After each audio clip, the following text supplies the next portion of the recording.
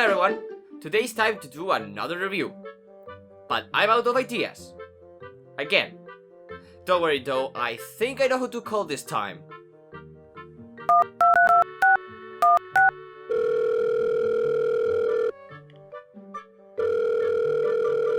Hey Ruben, what's up? What's up, TheRubenazo? What are you Hey, doing? Do you have an idea for a video right now?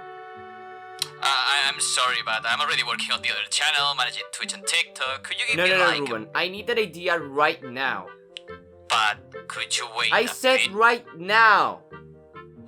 This guy. I need to give him a game that will trigger him a bit. Are you listening? What about 20XX? Oh. Do you have the game still on Epic Games? Yes, I do have the game. Is it good? Oh, I'm sorry, I have a bad connection. Suddenly, see you later. Hey, what are you trying to... Motherfuck!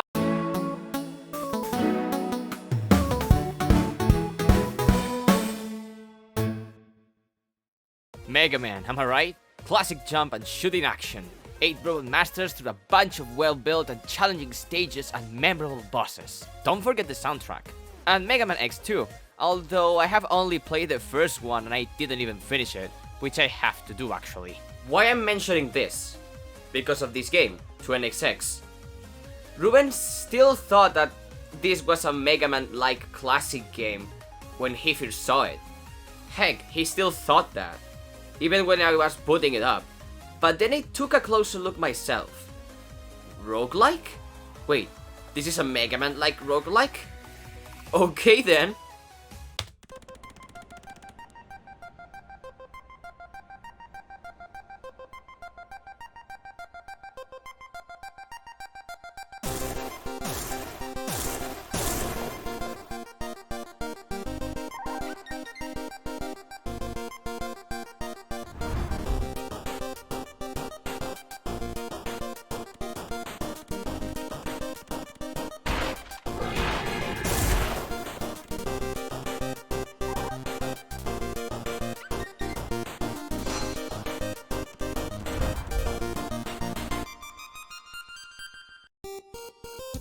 XX didn't waste a single second before throwing you a Mega Man 2 reference, huh? Just take a look at it. It's identical. If you forget the art direction, of course. The intro music is... okay? Huh. I'm sorry, I'm too curious. Mega Man is well known for creating a lot of bangers, so I have to hear the OST.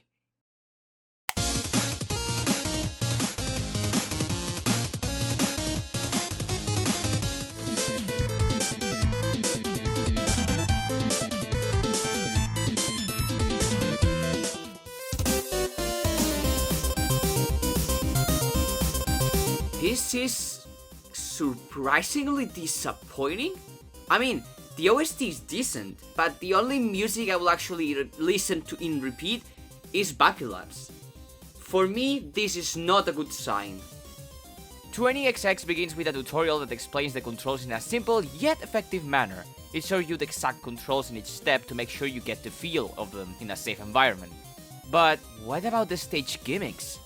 None are introduced, and when you face them off for the first time, they aren't even in a safe spot. Wait, what did the game say when I first launched it? Xbox controller is strongly recommended. Try other controllers at your own risk. Why would they say that? What's wrong with playing with a keyboard? Oh god, this is bad.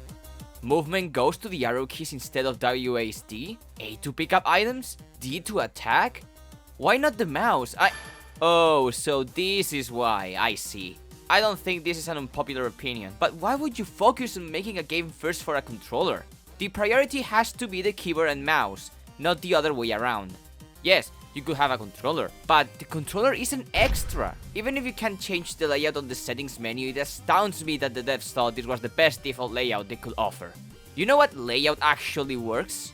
WASD for movement, K to shoot, L to jump, and aim or whatever key you have there to dash.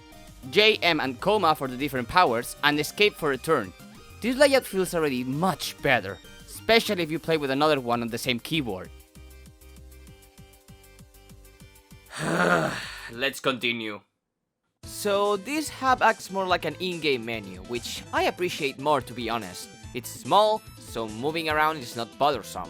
In here you can take on different challenges like daily and weekly seeds, unlock and turn on and off permanent upgrades, unlock items, give you items before you start a run, play multiplayer, or change to Nina or Ace. You can already see that Nina is the Megaman counterpart, but who's Ace? You may think it's Proto Man, but no, it's actually Zero. One has the totally legal and copyrightable Mega Buster, and the other has the Z Saber. So 20XX takes from both the Classic and X series when it comes to the skill repertoire of both. There's one difference though, and it's how they fall. At first I thought it was off, but then I played the game for hours, and I saw why. Just wait until you see. Time to judge the graphics first, and personally, I do not like the graphics at all. It's a huge dislike, but looking at its sequel makes me think. Is this a college project turned into somewhat of a commercial game? I need to check it out.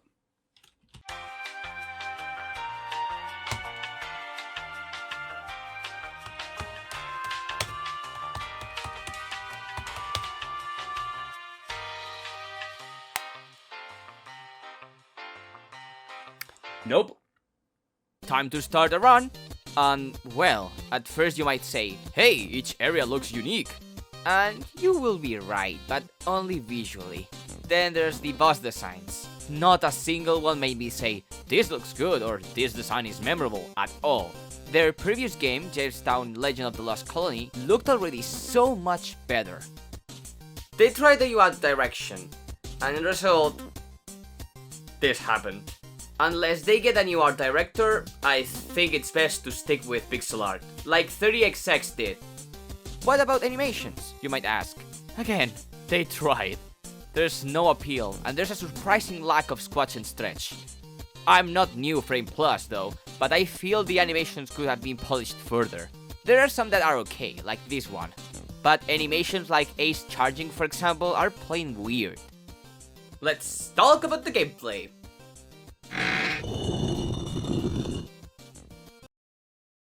Get ready! I really want to talk about the level design first. I previously said that the stages feel unique but only visually. Why? Because of this. The level design generator doesn't work. How this one is implemented makes every single stage feel the same. It doesn't matter if there's ice physics or teleporters, if the level looks mechanical or in the forest. Every single one feels like I just went to my Minecraft world and spammed blocks against each other. A mismatch of random ideas thrown out like Mario Maker's 2 average levels. It's seriously this bad. There's no clear path, and in rarish instances it becomes overwhelming, even excluding multiple times where I had to make jumps of faith with mixed results.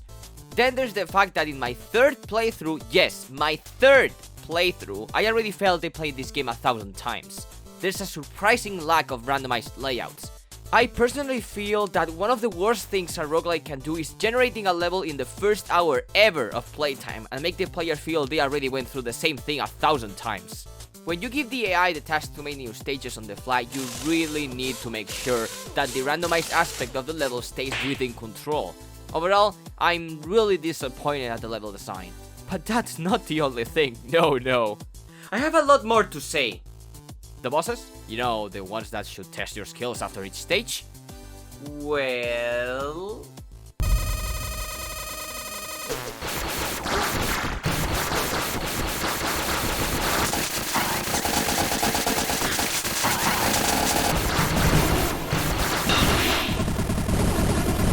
Do I really have to say anything here? What's the point if there's no actual challenge? There's only one that actually has a good arena. The plant thing. And, well, they could have been actually challenging, but the devs decided it was a good idea to give you health before the boss fight as well. It doesn't matter if it's a crate or worse, the health dispenser. Look, let's talk about classic Megaman for a second. You know why the Megaman bosses are challenging in the first place? One, because the attack patterns are deadly, the damage they do actually puts you on pressure, and they don't give you health before the boss fight, unless you die. But still, this is done to create tension. Giving you health before the boss fight just removes any possible challenge. After all, why should I care about not getting hit and developing some skills if I can just spam my way through, cure myself before the boss fight, and just stay there and spam my attacks? Just healing the player after the boss fight and removing all health stations throughout the level could have fixed a huge amount of issues I had with 20XX. What comes next? Oh yeah, the difficulty. This game is easy. Yeah, it's extremely easy, even with the mismatched and broken level design. The enemy spam this game likes to throw at you, and how little challenge there is. The hardest part is the broken platforming, and even then, you can sometimes be careless, it doesn't matter. You can try hard mode and make it harder for yourself. But if the game throws at me what they define is the standard difficulty, and the stakes are this low, no. Even in the final stretch of a run, the game still chickens out.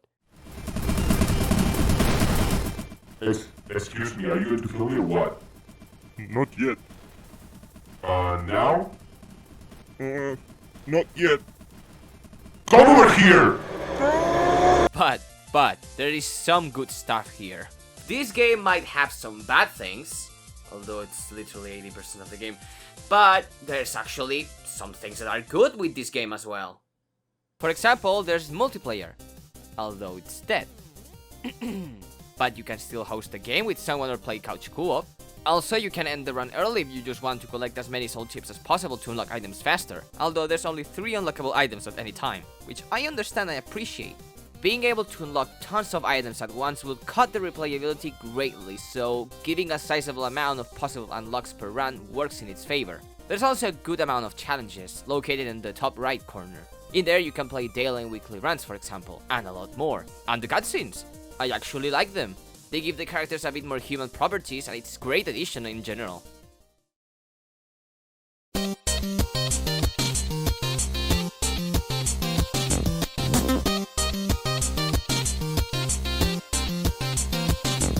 I'll say it straight, I ended disappointed. Between the broken and inspired level design, how badly the bosses are built, the forgettable designs, and the lack of real challenge because of its game design made me dislike this game. I do not hate it though, I've played worse. I said this before and I'll say it again. Playing a roguelike, I'm feeling I've played it 100 times already was the first thing that made me regret investing time in this. And all went downhill from there. But it's time to give this game the score it deserves. Starting with... Controls, 4.5 out of 5. Graphics, 3 out of 5. Audio, 4 out of 5.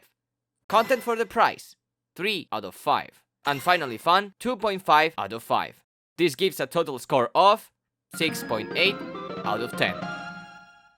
The experience has been completely different from what I thought I was getting into. I honestly think that this game should have been an $8 game instead. Or better yet, a completely change in direction, change the game's core, change the game's gameplay, just change it so it becomes a classic Megaman-like game, with a proper story, 8 stages that are manually crafted, a good boss fight, and just better bosses overall. It has to change if it wants to work. Obviously, changing a game's core is just not going to happen. It will take a lot more resources, so it's just better to start a new game, which that's what they did with 30XX. If you can get this game for like less than $9, yeah, sure, you can get it. It's a decent game, but I would strongly advise you to just not buy it at all. If you really want a good roguelike experience and you don't care about 2D platforming, just buy The Binding of Isaac or Enter the Gungeon. Yeah, they might be a bit more pricey, but you get way more content and way more fun than 20XX. You bet I'm going to kill Ruben for this. So, before I commit a Ruben side, I just want to be clear and that this review shouldn't be just the only one that you watch. I would recommend you to watch other game reviews from other people before just deciding to not buy it. After all, it's just an opinion. So, well, thank you for watching, everyone. If you're not subscribed, do it. No, I already did that joke. You know what I'm going to do now? I'm just going to pay Ruben a visit. I think he would appreciate it. But well, see you later.